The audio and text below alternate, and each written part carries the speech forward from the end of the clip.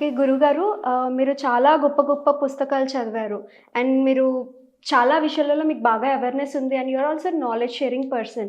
And money మీకు పెద్ద matter కాదు అనేది అర్థమవుతుంది. బట్ కామన్ మ్యాన్ అనేవాడు మీ దగ్గరికి 25,000 తీసుకొని రాలేని పరిస్థితుల్లో ప్రదీప్ జోషి గారి దగ్గరికి వెళ్ళాలి, ఆయన సలహా తీసుకోవాలి అని అనుకుంటూ ఉంటారు. మరి అలా మీ దగ్గరికి రాలేని వాళ్ళకి మీరు ఎలాంటి పరిష్కారం ఇవ్వాలనుకున్నారు? శ్రీ గురుభ్యో నమః. శ్రీమాత్రే నమః. వన్ థింగ్, నా జీవితము నా కోసం కాదు అని నాకు ఎప్పుడూ అర్థమైపోయింది. ఎందుకోసమంటే నేను పుట్టినది మొదలు నా జీవితంలో ఎన్నో మిరాకిల్స్ జరిగాయి. నాకు ఎన్నో చోట్ల భగవంతుడు నాకు ఎన్నో సాక్ష్యాలను నాకు చూపించాడు. నేను నీతోటే ఉన్నాను అని నాకు సాక్ష్యాలు చూపించాడు భగవంతుడు. నేను చిన్నప్పుడు బాసర సరస్వతీదేవి అమ్మవారి దగ్గర ఉపాసనకి వెళ్ళినప్పుడు తెల్లవారుజామునే లేచి 4 గంటలకే నేను అమ్మవారి యొక్క నదిలో అక్కడ కోనేరు ఉండేది. ఆ కోనేట్లో నేను ఒంటరిగా వెళ్ళి ధైర్యంగా స్నానం చేసిన సందర్భాలు ఉన్నాయి. అప్పట్లోనే 3:30కి అమ్మవారి పూజ 4 గంటలకు స్టార్ట్ అయ్యేది. 3:30కి అమ్మవారికి నీళ్లు తీసుకెళ్ళేవాళ్ళు అక్కడి నుంచి, కోనేట్ల నుంచి. ఆ కోనేట్లో నేను స్నానం చేసినప్పుడు ఇప్పటికీ నాకు గుర్తుంది. ఆ కోనేట్లో నేను మునిగి స్నానం చేస్తుంటే అమ్మవారు కాళ్ళు కడుక్కొని అమ్మవారు నడుచుకుంటూ వెళుతూ ఉంటే కాలి అందెల ముద్రలు, తడి ముద్రలు నాకు కనిపించాయి. గజ్జల శబ్దం వినిపించింది. నేను చూశాను. ఆ తరువాతనే నాకు అమ్మవారి అనుగ్రహం కలిగింది. ఆ తర్వాత నేను అదే బాసర సరస్వతి అమ్మవారి గుళ్ళో పడుకుంటే లలితా సహస్రనామము 183 శ్లోకాలు నేను ఎన్నడూ కంఠస్థం చేయలే. నేను ఎన్నడూ పుస్తకం పట్టుకొని చదవలే. అలా వచ్చేసాయి లలితా సహస్రనామం. నాకు ఎలా వచ్చాయో నాకు ఇప్పటికీ తెలియదు. లలితా సహస్రం మీరు నిద్రలో లేపడిగిన లలితా సహస్రనామం నేను చదివేస్తాను. లలితా భాష్యము నాకెవరూ ఉపదేశం చేయలే. చాగంటి కోటేశ్వరరావు గారు చెప్పే ప్రవచనాలు చిన్నప్పుడు కొన్ని విన్నాను, కానీ నాకు ఎవరూ ఉపదేశం చేయలే. కానీ లలితా సహస్రనామము పూర్వపీఠిక, మధ్యపీఠిక, ఉత్తర పీఠిక ఇవన్నీ కూడా నేను ప్రవచనం చెప్పేస్తాను అనర్గళంగా, వితౌట్ స్టాపింగ్. కూర్చొని వినేవాళ్ళు ఉంటే మొత్తం చెప్పేస్తాను. ఇది నాకు ఎవరు నా గురుపదేశం జరగలేదు, ఎవరు నాకు చెప్పలే. దేవి భాగవతం నాకు ఎవరూ చెప్పలే. నాకు నేనుగా పుస్తకం చదివాను, నాకు నేనుగానే ప్రవచనం చెప్పాను. శ్రీమద్ భాగవతం నాకెవరూ నేర్పించారు, నాకు నేనే చదివాను, నాకు నేనే అందరికీ ప్రవచనాలు చెప్పాను. బ్రహ్మాండ పురాణం నాకు నేను చదివే చెప్పాను. జ్యోతిష శాస్త్రం కూడా నేను తిరుపతి వెళ్ళి చదువుకున్నాను. ఈ ప్రతి ఒక్క చోట చిన్నప్పుడు నేను నా 9వ ఏట నాకు గుర్తుంది ఇప్పటికీ. 9వ ఏట మా చిన్నమ్మకి పిల్లలు లేకపోతే మా చిన్నమ్మ దగ్గర నన్ను ఉంచారు. ఉంచితే మా చిన్నమ్మకి కూతురు పుట్టింది, మా చెల్లెలు మానస పుట్టింది. మానస పుట్టిన తర్వాత నాకు పల్లెటూరులో ఉండాలని లేదు. మా అమ్మ నాన్న దగ్గరికి వెళ్ళాలి, ఏడుస్తున్నాను రోజు. మా సిటీకి వస్తేనేమో అందరు క్రికెట్ ఆడుకుంటారు గ్రౌండ్లో, మా పల్లెటూరులో ఆడుకోవడానికి ఏం లేవు. సో నేను మా ఊరు నుంచి నిజామాబాద్కి, తాడేమన్న ఊరు నుంచి నిజామాబాద్కి ఒంటరిగా నడుచుకుంటూ అడవిలో వెళ్ళా, దొంగల దారిలో అడవిలో వెళ్ళా. నా వయసు 9 ఏళ్ళు. అప్పుడు నేను ఎలా వెళ్ళానో నాకు తెలియదు. నాతోటి ఎవరైతే తోడొచ్చారో వాళ్ళు నాకు కనబడలే. నాకు ఒక ఎడ్ల బండిలో ఒక 2 వ్యక్తులు తోడొచ్చారు.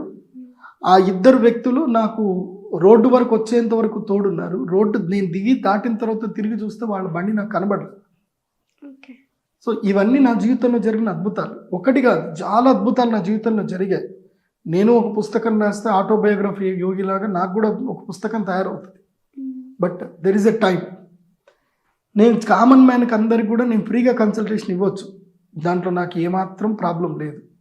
కానీ ఎప్పుడైతే నేను ఫ్రీ కన్సల్టేషన్ ఇవ్వడం స్టార్ట్ చేస్తానో అప్పుడు నేను ఒక వ్యాపార వస్తువుగా మారిపోతాను. నేను కన్సల్టేషన్ తీసుకున్నంతసేపు నేను వ్యాపారం చేస్తున్నట్టు. నేను కన్సల్టేషన్ ఫీజ్ తీసుకోవడం ఆపేస్తే నేను ఒక వ్యాపార వస్తువుగా మారిపోతాను. అర్థమైందా? కరెక్ట్గా అర్థమైంది. సో నేను ఎక్కడైనా ఒక దగ్గర కూర్చున్నాను, నేను ఎవరి దగ్గర ఫీజు తీసుకోలేదనంటే తండోపతండాలుగా జనాలు దిగిపోతారు. ఎందుకోసమంటే రూపాయి ఖర్చు లేదు, ఆయన మాకు ఫ్రీగా ఆశీర్వాదం చేస్తున్నారు అంటే జనాలు రారా? వస్తారు. నేను ఏ ప్లేస్ ఉంటానో ఆ ప్లేస్ బిజినెస్ ప్లేస్ అయిపోతుంది. అప్పుడు దుకాణాలు స్టార్ట్ అవుతాయి అక్కడ. నన్ను బిజినెస్ చేసుకుంటారు, ఇంకా నన్ను దేవుని చేస్తారు, నాకు గుడి కడతారు. నేను ఎప్పుడైతే పాయింట్ పర్సన్ అయ్యానో, దేవుడిలాగా ఇతను దేవుడు, ఎందుకోసం అంటే ఒక 100 మందికి కాదు, ఒక 1,00,000 మంది వచ్చారు నా దగ్గరికి. ఒక సంవత్సరంలో 1,00,000 మంది వచ్చారు. అందులోపల 10,000 మందికి గ్యారంటీగా పని జరుగుతుంది అనుకుందాం. యాదృచ్ఛికంగా నాకు పవర్స్ లేవు, నేను ఒక విధవని అనుకుందాం, నాకు పవర్స్ లేవు అనుకుందాం. ఓ 10,000 మందికి పని అయితే జరిగింది యాదృచ్ఛికంగా. ఇమీడియట్లీ నన్ను గాడ్ మ్యాన్ చేసేస్తారుగా. నేను గాడ్ మ్యాన్ అయిపోయాను అనుకోండి, దెన్ తర్వాత ఏమవుతుంది, మీడియా మొత్తం నా మీద ఫోకస్ పెడుతుంది. ఆ తర్వాత ఈయన ఎప్పుడు ఎక్కడ చేద్దాం, ఎందుకోసం అంటే ఎవడైనా ఫేమస్ అవుతుందంటే వాడిని తొక్కేయాలి. సో మీడియా మొత్తం నా మీద ఫోకస్కి అవుతుంది. సో నన్ను లోపలయ్యాలి, నన్ను తొక్కేయాలి, ఇదే పని జరుగుతుంది. So even though I'm being a God man, I can't protect my self through these all worst people. Because రాముణ్ణి కూడా తిడుతున్నారు ఇప్పుడు, కృష్ణుణ్ణి తిడుతున్నారు. దేవుడే, రాముడు దేవుడే, కృష్ణుడు దేవుడే. రాముడు తన గుడి తాను కట్టించుకోవడానికి ఎన్ని సంవత్సరాలు పట్టింది, ఎన్ని ప్రాణాలు పోయాయి, అవునా కాదు? Correct. So I don't want become a God man. But నేను పేదవాళ్ళకి సహాయం చేయట్లేదా అంటే నేను చేస్తున్నాను, కానీ నేను చెప్పాల్సిన అవసరం లేదు. నా దగ్గరికి ఎవరైతే పేదవాళ్ళు వస్తారో వాళ్ళ దగ్గర నేను ఫీజు తీసుకోను. వాళ్ళ జాతకం చూస్తాను, వాడి జాతకంలో యోగం లేదు, డబ్బులు ఇచ్చి పంపించేస్తాను నేను. ఓకే, అంటే ఆల్రెడీ అలా చూస్తున్నారు, ఎవరైనా పేదవాళ్ళ మీ దగ్గరకు వస్తారు, నేనే రిటర్న్ డబ్బులు ఇస్తాను. కొంతమంది చదువుకోవడానికి డబ్బులు ఇస్తున్నాను, చాలామందికి ఇచ్చాను నేను. బట్ నాకు చెప్పుకోవడానికి ఇష్టం లేదు. I don't want become a God man. నేను ఫ్రీ అని ఎప్పుడైతే బోర్డు పెట్టానో, నేను ఎక్కడో వెళ్ళి కొండల్లో వెళ్ళి కూర్చున్నా జనాలు వస్తారు, నాకు నమ్మకం ఉంది. బికాజ్ ఇంత పెద్ద మీడియా ఛానల్స్ ఉన్నాయి, నాకు అందరూ ఫ్రెండ్స్ ఉన్నారు. నాకు ప్రదీప్ జోషి ఫ్రీగా జాతకాలు చెప్తున్నారు, మీరు ఎవరైనా సరే పలానా వెళ్ళి కలవండి, పలానా శ్రీశైలం అడవిలో ఒక చోటు ఉన్నాడు అంటే జనాలు అడిగి రావడం స్టార్ట్ చేస్తారు. ఎందుకు రారు? వస్తారు. బట్ దెన్ ఆఫ్టర్ నేను బిజినెస్ మ్యాన్ కాదు, బిజినెస్ ఓరియంటెడ్ పర్సనాలిటీ అయిపోతాను నేను. అందుకే ఇప్పటికీ నేను ఇంకా గాడ్ మ్యాన్ అవ్వడానికి నేను డిక్లేర్ చేసుకోలేదు. So don't make me god man. I'm common man, నేను మీలాంటి మనిషిని. Yes, I'm a business man, నేను ఒప్పుకుంటున్నా, నేను వ్యాపారం చేస్తున్నాను. నన్ను అట్లాగే ట్రీట్ చేయండి, ఓకే? నన్ను దేవుడు అనకండి, నా దగ్గర మహిమలు ఉన్నాయి అనకండి, ఏమనకండి. బికాజ్ నేను ఒకటి నమ్ముతాను. నేను నా లాకర్లో ఎంత డబ్బు ఉందో నాకు తెలుసు, మీకు తెలియదు కదా. నా లాకర్లో ఎంత డబ్బు ఉందో నాకు తెలుసు. మీరు 1,00,000 కోట్లు ఉన్నాయన్నంత మాత్రాన లాకర్లో 1,00,000 కోట్లు ఉండకపోవచ్చు. 100 రూపాయలే ఉన్నాయనంటే దానికన్నా ఎక్కువ ఉండొచ్చు. సో నా లాకర్లో ఎంత డబ్బు ఉందో నాకు తెలుసు. నా దగ్గర ఏం శక్తి ఉందో, నాకు భగవంతుడు ఎక్కడ నన్ను అనుగ్రహిస్తున్నాడో, నా పవర్ ఏంటో, నా శక్తి ఏంటో నాకు తెలుసు. You are not here to decide. నీకు నా లాకర్లో ఎంత డబ్బు ఉందో నిర్ణయించే శక్తి లేదు, అవసరము నీకు లేదు.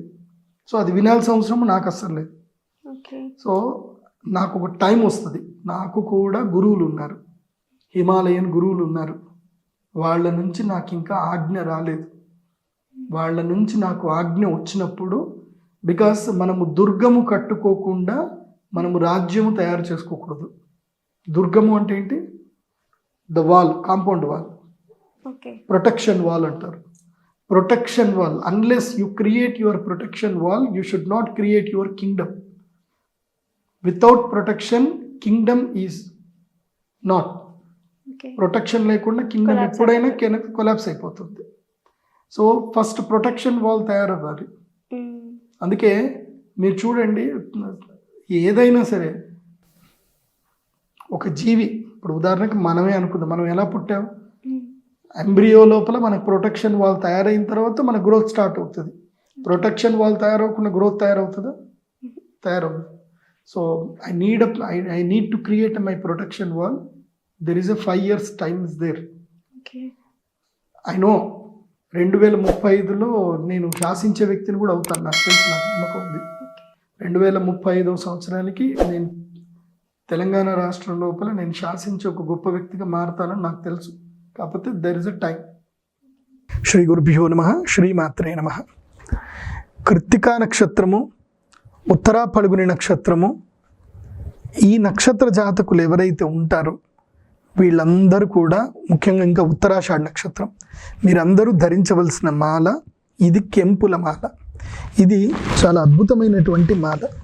ముఖ్యంగా ఎవరైతే కనుక రాజకీయంగా అభివృద్ధి చెందాలనుకుంటారో, సూర్యుడి యొక్క అనుగ్రహం కావాలనుకుంటారో, శరీరంలో రక్తదోషం పోవాలి అనుకుంటారో వారికి ఇది చాలా మంచిది. పేరు ప్రఖ్యాతలు సంపాదించాలనుకునేటువంటి వారికి ఈ మాల చాలా ఉపయోగపడుతుంది. అయితే ఈ మాలని ఏం చేయాలి అని అంటే, ప్రతిరోజు సూర్యుడు ఉదయించే సమయంలో ఈ మాలని స్కిన్కి తగిలేటట్టుగా వేసుకొని సూర్యుడి ఎదురుగండి సూర్యుడి వెలుగు పడేటట్టుగా కూర్చొని ప్రతిరోజు సూర్యుడి ముందు కూర్చొని 11 నిమిషాల పాటు మెడిటేషన్ చేయాలి. ఈ మాల 8 mm ఉంటుంది. ఇది 5000 కాస్ట్ ఉంటుంది. చిన్నది కూడా ఉంటుంది, 3000 కాస్ట్ ఉంటుంది. సో మీకు స్క్రీన్ మీద కనిపిస్తున్న 9248000143కి గూగుల్ పే కానీ ఫోన్పే కానీ చేసి మీ పేరు, అడ్రస్సు, నక్షత్రం అన్నీ కూడా పంపించండి. మీకు నేను బై కొరియర్ ద్వారా ఇది మా టీం పంపిస్తారు. సర్వే జన సుఖినో భవంతు.